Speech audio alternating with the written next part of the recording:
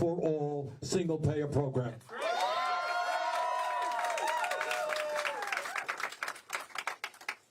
We have a healthcare system today that is not only dysfunctional, it is cruel. And I think you all know that. Think about the absurdity of spending twice as much per person on healthcare as do the people of any other nation. And yet, despite spending $11,000 for every man, woman, and child, $11,000, we had 87 million people who are uninsured or underinsured. 30,000 people died last year because they couldn't get to a doctor on time because they didn't have any health insurance. And 500,000 people went bankrupt because of medically related debt. In America, you should not go bankrupt because you are dealing with cancer or Alzheimer's or heart disease. We are going to put an end to that. Healthcare is a human right, not a privilege.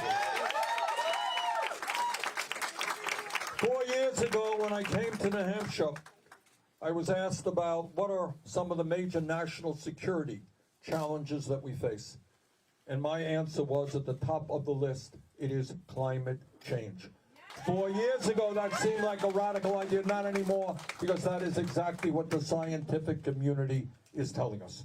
What they are telling us is they have underestimated the speed and degree to which climate change is ravaging our country and the world.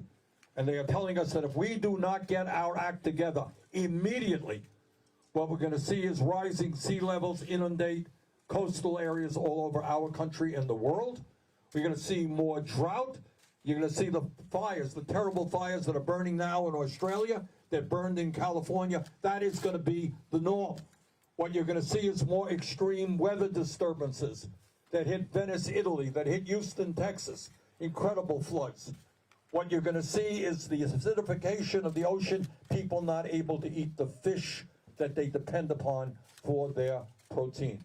And what the UN tells us, if we don't get our act together, we're talking about, at the end of the century, millions and millions of climate refugees, people who can no longer stay in their own communities because there's no clean water to drink, there's no land to grow their crops. And when people migrate by the millions, that will cause war and international tension. That's what the scientists are telling us. And it is an embarrassment to us all that we have an administration in Washington now that rejects science. So I will tell you, our administration will listen to the scientists. We will act boldly. And the complexity of this problem is that it's not just an American issue. We could do all the right things tomorrow in transforming our energy system, but if we don't have the cooperation of countries around the world, we will fail.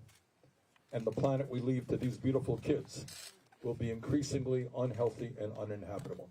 So as President of the United States, this may seem like a radical idea, but my mission will be to speak to the people in China, in Russia, in India, in Pakistan, in Brazil, countries all over the world, and make it clear that we are in this together. And that maybe, just maybe, I know this is a radical idea, we're going to have to overcome a whole lot of pressure to make it happen. But maybe we can make the case to countries all over the world that instead of spending $1.8 trillion a year collectively on weapons of destruction and designed to kill each other, that maybe we can work together, pool our resources, and fight our common enemy, which is climate change. That is what the goal is. And what we believe as a nation, when we talk about an agenda that works for working families, we're going to end the disgrace of having more people in jail than any other country on earth. We are going to bring fundamental change to a broken and racist criminal justice system.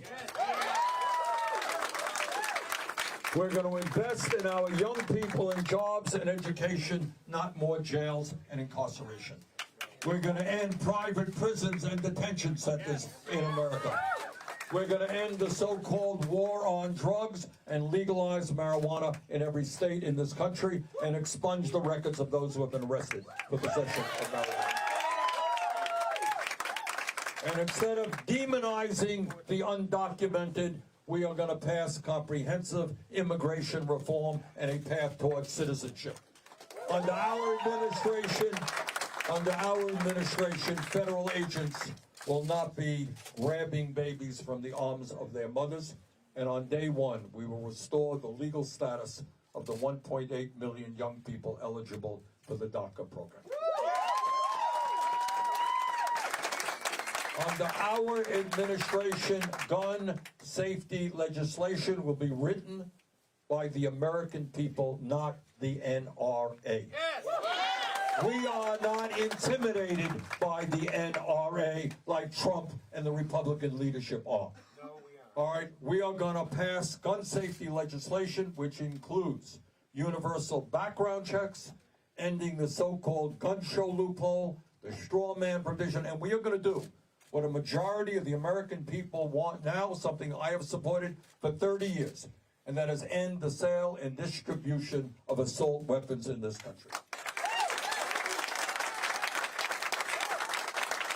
And we are tired of hearing from our conservative Republican colleagues, my colleagues in the Senate, who keep telling us how they believe in small government, how they believe in a government which gets off the backs of the American people. And we say, end your hypocrisy. If you believe in a government that gets off the backs of the American people, understand that it is women who have a right to control their own bodies, not the government. Be consistent. Stop the hypocrisy. So here we are today, 3 days before the very, very important New Hampshire primary. 3 days before the New Hampshire primary.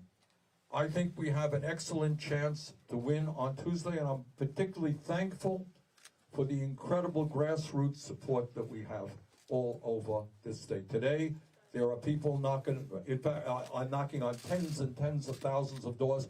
In fact, our campaign director, guy's doing a great job, Shannon Jackson, told me one of our problems right now is we're running out of literature. We got so many people. We got to publish some more, get some more literature printed. So, you know, when you knock on thousands of doors, when you have a campaign finance mechanism, and I'm so proud of this, this is rewriting the rules of American politics. I want you all to know, you are part of a movement which has raised more campaign contributions from more Americans, averaging all of $18.50 a person, more contributions than any campaign in the history of American politics. So while some of our opponents have super PACs and some of our opponents have dozens and dozens of billionaires contributing to their campaign, we are relying on the working people of this country. And at the end of the day, that is precisely why we are going to win. Because the 1% may be very powerful, and they are. The 1% may have an endless amount of money, and they do. But at the end of the day, the 1% is 1%. We are 99%. And the last I heard, I don't have a PhD in mathematics, but the last that I heard, 99% is a hell of a larger number than 1%. So here is my request. We got 3 days left. Please do everything you can, knock on doors, talk to your friends. What I am absolutely convinced of is we have a large voter turnout here on Tuesday. We're going to win and maybe win big. So please do everything you can to bring out the vote. Let us go forward together. Let us defeat Donald Trump. Let us transform this country. Thank you all very much.